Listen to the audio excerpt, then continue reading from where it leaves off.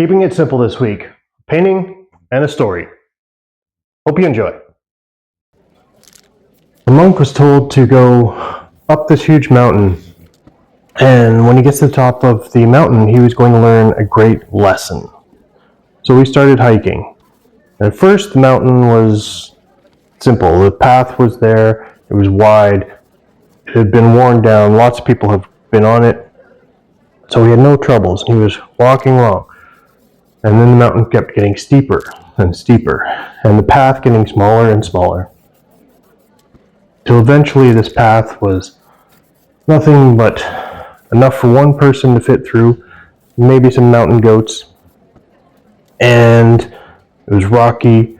On one side of the mountain, of the path, was a straight up cliff. On the other side, a straight drop.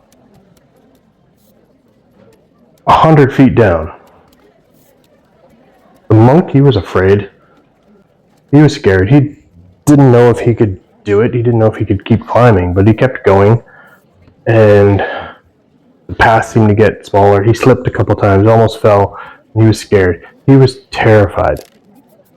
And then as he came up to a corner, somebody else came walking around from the other side. They were coming down the mountain. And he stopped, and the monk thought to himself, well, there's no way both of us are going to be able to pass. One of us is going to fall, maybe even both of us if the one that's falling grabs onto the other one. And he couldn't climb up the cliff because it was too steep and hard. He had nothing to climb with. And he couldn't go down the sheer cliff and try getting around him because one slip and he was dead. The monk called out to the other man, trying to figure out what to do, but he got no answer back. All he heard was his own voice echoing through all the mountains. Now he had to get up there. He had to find out what this great journey was, but at the same time, it would be so much easier if he just turned around and went back down the mountain until the other man could come down and pass him. But then if he went down the mountain, what would be the point of going back up again? I mean, it was going to get dark soon, and you didn't want to try passing the mountain pass in the dark. That was, of course, going to be death. So the only choice was going to be go back down and maybe try a different day. The monk turned and looked back, and then he turned and looked at the other man in front of him, and he realized that this man in front of him wasn't a stranger. It was himself. It was fear. He was standing there in his own way of getting to this top of the mountain.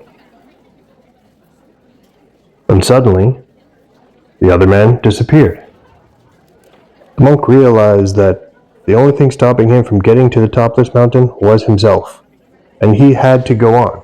He had to get to his goal, to his finish. And that was the journey. That was what the lesson was going to be, that he had to get out of his own way in order to reach the top, to reach the pinnacle.